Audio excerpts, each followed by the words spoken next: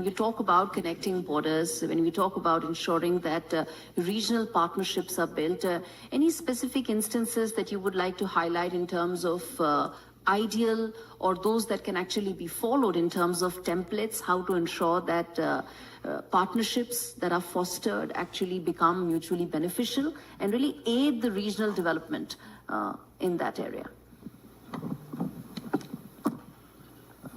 I think the minilateral that I highlighted, the Sri Lanka, Maldives and India, that was discussed many years.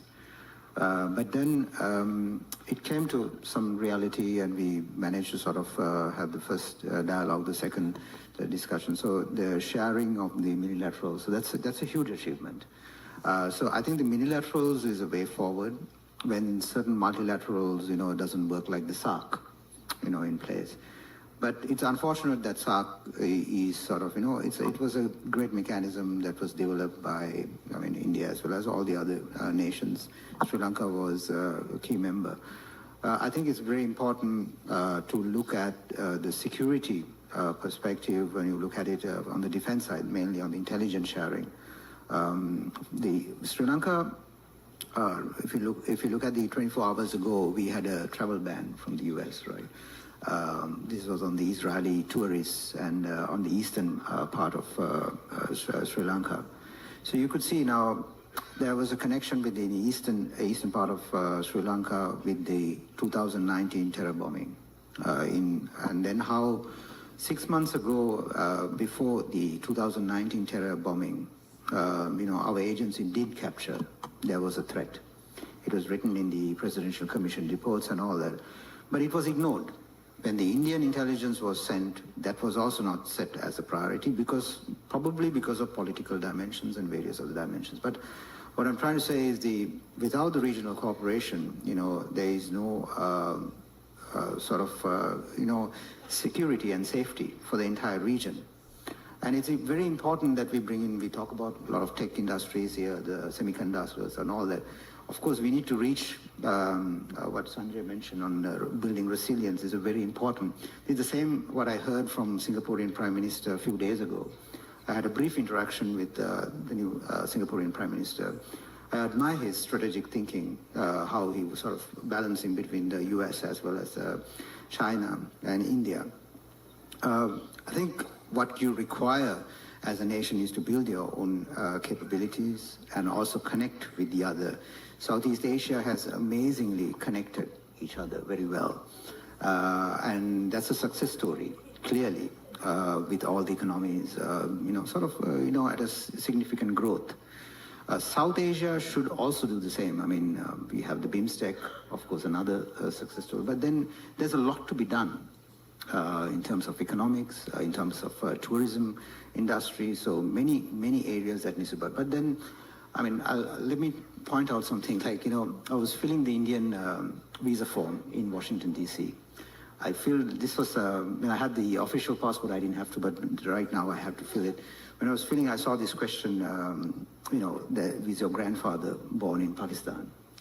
I don't think that is required in this era, not with this sophistication. Okay, I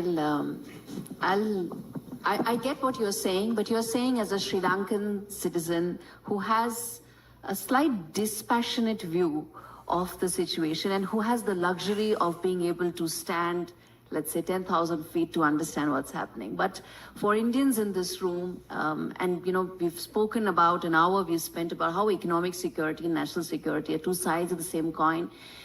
But when you pointed out SARC and the reason why it's not functioning, security and terrorism specifically really becomes a very important aspect of how that really drives some specific economic issues and concerns. So what may look like an extra question to you on a visa form is part of a security matrix that's fundamental to the Indian security establishment.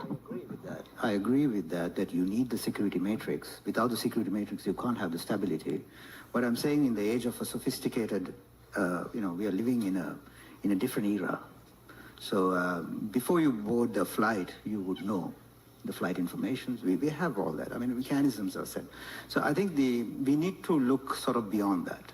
You need to sort of create the matrix, sort of looking at, in a modern, sort of a more resilient sort of, how do we engage with these? In the last panel you mentioned about CPEC, right? So how do we sort of navigate these? CPEC is happening. You want it or not, it's going on.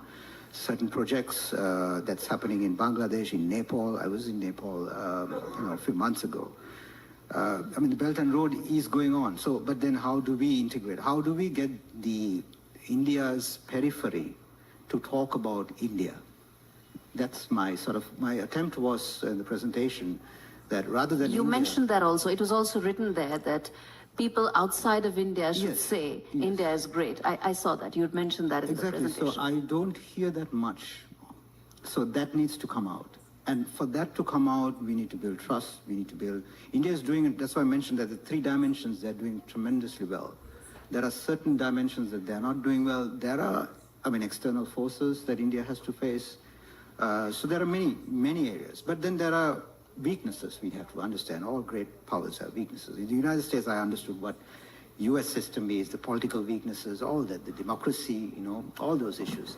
But then how do we improve as a democracy?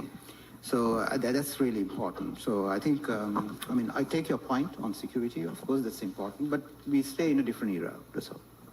Fair point. Let's take a couple of questions from the audience before we wrap up. I think some of the issues that have been raised today are very thought-provoking and also could drive